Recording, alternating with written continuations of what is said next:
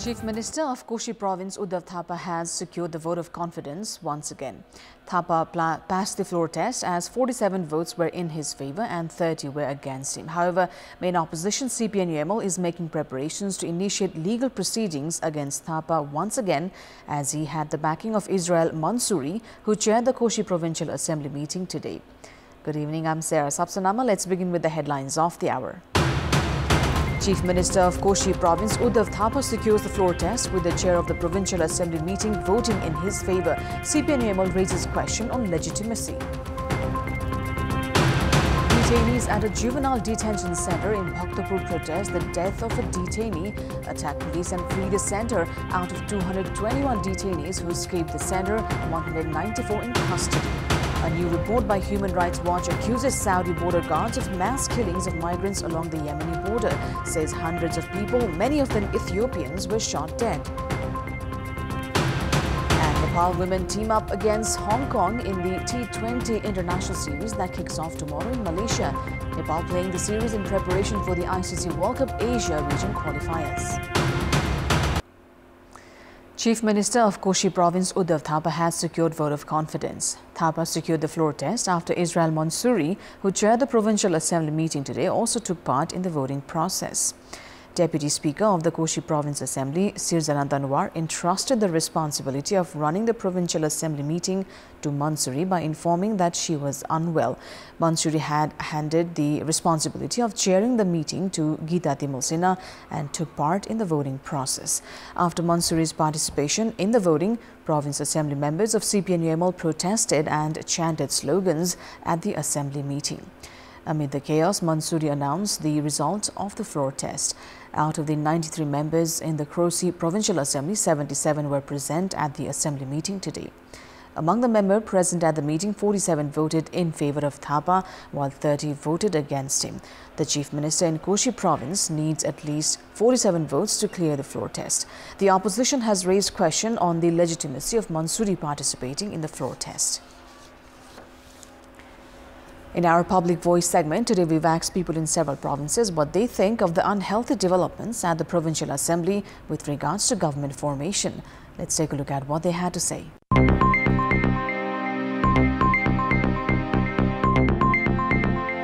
लोभ, मोह, अहंकार, ईर्ष्या विभिन्न स्तरमा आफ्नो मान्छेहरु राख्न खोज्छन् आफ्नो मान्छे भएन भने विरोध गर्छन् अनि सरकार गठन नै हुँदैन व्यक्तिवादी राजनीति सब अनिर्णय को बन्दी गरेर देशलाई खतम पार्नलाई जसलाई पनि सरकारमा जानु छ जनमत चाहिँ पुग्दैन कसैको पार्टीगत कुराहरु हुन सक्छ नीतिगत कुराहरु हुन्छ लेनदेन कुराहरु हुन सक्छ यो दलहरुको आफ्नो आफ्नो स्वार्थको लागि भागभण्डा नमिलेर हो यही राजनीतिक नेताहरुको पार्टीहरुको खिचलो तानातानले गर्दा संघीयताले ब्रेक लगाएर माथिबाट नि राखेको छ किनकि मुहान साफ छैन कुनै पनि दलको बहुमत छैन सरकारमा जानलाई दुई वा दुई भन्दा बढी दलको आवश्यकता पर्छ त्यसकारण म सरकारमा जान्छु भन्ने मनोभावना बोकेर पार्टीहरुले गरिएको सत्तामा कसरी जाने भन्ने मात्रै खेलमा चाहिँ यस्तो भएको हो उनको आफ्नो ठाउँ पुग्नलाई ठाउँ पुग्नु पर्यो नि पल्टुनी खेल छ देश बनाउनु खेल छैन सबै कुरो अवैधानिक भइराछ त्यो भइरहँदाखेरि अब यस्तै गडबड भइराछ सत्ताप्रतिको मोह पदविवाजी गर्नलाई चाहिँ चाँजोमाझो मिलेन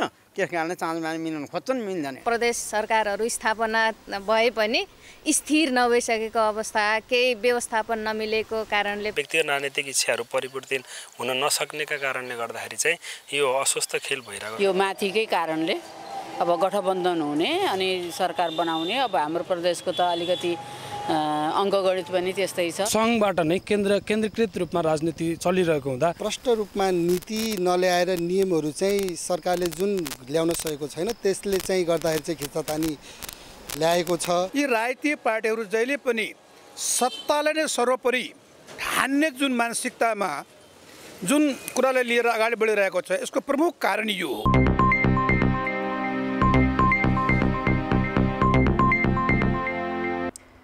President Ramchandra Paudel has appointed Vishwambar Prasad Shrestha as the new Chief Justice. Today's meeting of the Parliamentary Hearing Committee had unanimously endorsed Shrestha for the position of Chief Justice. Shrestha is scheduled to take the oath of office and secrecy from the President tomorrow. Shrestha will lead the Supreme Court for a period of 14 months. Responding to the questions of the parliamentarians at the hearing committee today, Shrestha expressed the commitment of taking strong steps to curb the influence of external forces at the judiciary. He assured of zero tolerance against the involvement of external entities and wrong practices at the courts. Shrestha had been serving as the acting Chief Justice since the 5th of August. Prior to this, Shrestha, who was proposed for the position of Chief Justice, had presented his work plan. Shrestha had furnished his plans after conclusion of consultations with those filing grievances against him.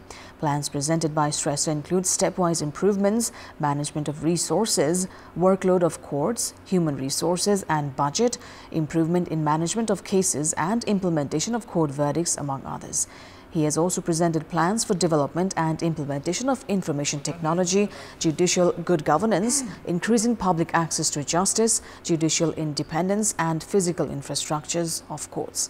A meeting of the Constitutional Council held on 3rd of August had recommended Shrestha for the position of Chief Justice on the basis of seniority at the Supreme Court. The hearing committee had issued a notice for registering complaints against Shrestha on the 9th of August. A total of 3 grievances were registered against Shrestha in the period of 10 days. There was an altercation and protest at the Juvenile Detention Center in Sanotimi, Bhaktapur today regarding the death of a teenager who was detained at the center. After 18-year-old Kamal Basnet of Ramechhap died at the center yesterday, his family members demonstrated in front of the gate of the center today. The detained youths inside the center also took part in the protest and attacked security personnel and fled the center. 10 security personnel from Nepal Police and 8 from Armed Police Force were injured in the incident. After the altercation with the police, 221 detainees escaped the Juvenile Detention Center at around 2 this afternoon. Police have informed that 194 detainees were arrested by this evening from various parts of the capital, while 27 are still at large. Basnet, who died yesterday, was at the Juvenile Detention Center since 3 years. Although a committee to investigate the death of Basnet was formed yesterday under the leadership of Deputy Chief District Officer Dor Prasad Nirola, as the situation was under control, the detainees attacked the police today and fled the center. The police also fired 2 rounds in an effort to take the situation under control.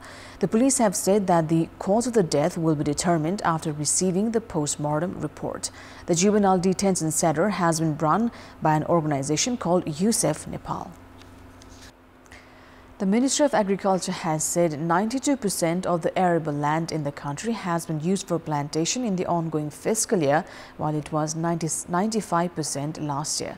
Plantation so far has been done in 1,375,000 hectares of land. The most area of land used for plantation is in Sudur Paschim province at 99% of its arable land used, while the least is in Madhesh province with 82%, which last year during the same period had used 93% of its arable lands.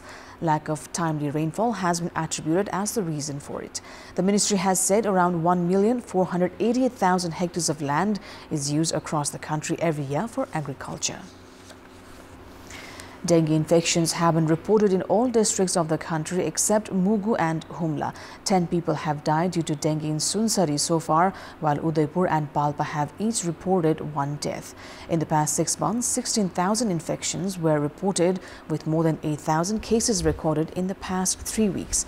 Sunsari, Morang, Dhading and Jhapa have reported the highest number of cases. Lack of coordination between all 3 tiers of the government has been attributed as the reason behind the failure to control the epidemic. The type of mosquito that transmits the disease spends 80% of its life cycle underwater, where the insecticides currently being used have little or no effect. Medical experts say adequate care can be enough to cure more than 90% of the infected.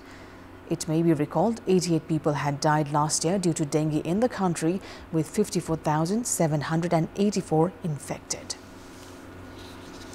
It's time now for our segment Public Pulse, where you text us with your opinion. Public Pulse. But before today's question, let's take a look at the results from yesterday's poll. Yesterday we asked you, what's your take on the government bodies themselves concealing information? 45% voted for option A, breach of right to information, 45% for B, undemocratic practice, and 10% for C, lack of awareness. And And here's today's question. Why is there delay in upgrading works of highways? Your options are A. Government not providing budget, B. Negligence by contractors, and C. Procedural delay. The voting is on. Type NAWS, select your option A, B or C and send it to 34001 to share your opinion with us. Let's move on to the international update.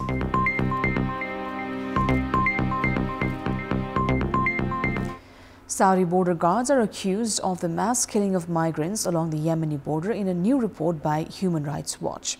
The report says hundreds of people, many of them Ethiopians, who crossed war-torn Yemen to reach Saudi Arabia have been shot dead. Migrants have said they had limbs severed by gunfires and saw bodies left on the trails. Saudi Arabia has previously rejected allegations of systematic killings. The Human Rights Watch report, titled "They Fired on Us Like Rain," contains graphic testimony from migrants who say they were shot at and sometimes targeted with explosive weapons by Saudi police and soldiers on Yemen's rugged northern border with Saudi Arabia. According to the UN's International Organization for Migration, more than 200,000 people a year attempt a perilous journey crossing by sea from the Horn of Africa to Yemen and then traveling on to Saudi Arabia. Human rights organizations say many experience imprisonment and beatings along the way. The report says it is impossible to estimate how many migrants have been killed along the border. The Saudi government said it took the allegations seriously, but strongly rejected the UN's characterization that the killings were systematic or large-scale. The report from Human Rights Watch is the most detailed yet, with multiple eyewitnesses' report and satellite imagery of the crossing points where many of the killings are said to have taken place, as well as makeshift burial sites. The report also identifies a detention center at Monabbi, just inside Yemen, where migrants are held before being escorted to the border by armed smugglers. Welcome back. It's time now for the sports update. Nepal's women cricket team is facing Hong Kong in the T20 International Series that kicks off tomorrow in Malaysia with the participation of 4 nations. Nepal are playing the T20 series in preparation for the upcoming ICC World Cup Asia region qualifiers. Nepal's match against Hong Kong at the Biomass Oval in Malaysia tomorrow is scheduled to kick off at 11:45 a.m. Nepal time. Although Nepal and Hong Kong were scheduled to play in the ACC Women Emerging Cup in Hong Kong prior to this, the match was cancelled due to rain. Earlier, Nepal suffered a 7-wicket defeat against Hong Kong in the ACC T20 Championship. In tomorrow's inaugural match, host Malaysia will face Kuwait. Nepal will play their second match of the series this Wednesday against Kuwait and will face Malaysia this Friday in their last group stage match. The top 2 teams will progress to the final, while the bottom 2 will play for 3rd place. The series will give Nepal an opportunity to improve in batting and fitness. Nepal's women cricket team is playing an international tournament for the first time since Cricket Association of Nepal appointed batting coach Devika Palshikar of India. The team under head coach Samsung Jang Thapa has included 3 new players. Team Nepal will be playing a practice match against Thailand after the T20 series. The ICC World Cup Asia region qualifiers has been scheduled to start in Malaysia from 31st of August. The national cricket team has begun its preparations for the Asia Cup following the arrival of head coach Monty Desai. Desai had travelled to India following the ACC Emerging Teams Asia Cup and the 15 days special training in Sri Lanka and returned Nepal yesterday. The upcoming Asia Cup is the first that Nepal is playing in its history. Team Nepal has considered the tournament, where it will play global powerhouses like India and Pakistan, as a great opportunity. Skipper Rohit Paudel has said the national team is excited to get to play Test nations. Asia Cup is slated to begin from 30th of August in Pakistan and Sri Lanka. Team Nepal will leave for Pakistan 1 week ahead to prepare for the event. This is also the first international participation for Team Nepal following the announcement of retirement by former captain Gyanendra Malla. With more youth players in the team, Nepal will be the youngest in the tournament. Head coach Desai had announced a 17-member team on 14th of August. Nepal is in Group A alongside India and Pakistan and will play its first match on the 30th against co-host Pakistan in Multan of Punjab in Pakistan. 4 of the tournament matches will be played in Pakistan and 9 in Sri Lanka. India will play all its matches in Sri Lanka. Nepal will play against India on 4th of September. Group B has Afghanistan, Sri Lanka and Bangladesh. Now, KL Rahul and Shreyas Iyer have been selected in India's ODI squad for the Asia Cup after recovering in time from a thigh and a back injury, respectively. The 17-man Asia Cup squad, announced by Chairman of Selectors Ajit Agarkar in Delhi today, included rookie left-hander Tilak Verma, who hasn't played ODI cricket as of yet.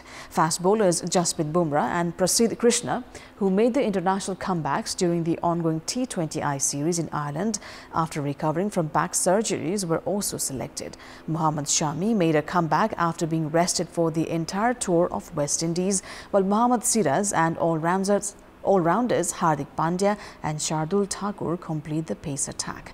Experienced leg spinner Yuzvendra Chahal was dropped from the squad, with Kuldeep Yadav preferred as the only wrist spinner, along with two finger spinning all-rounders in Ravindra Jadeja and Aksar Patel.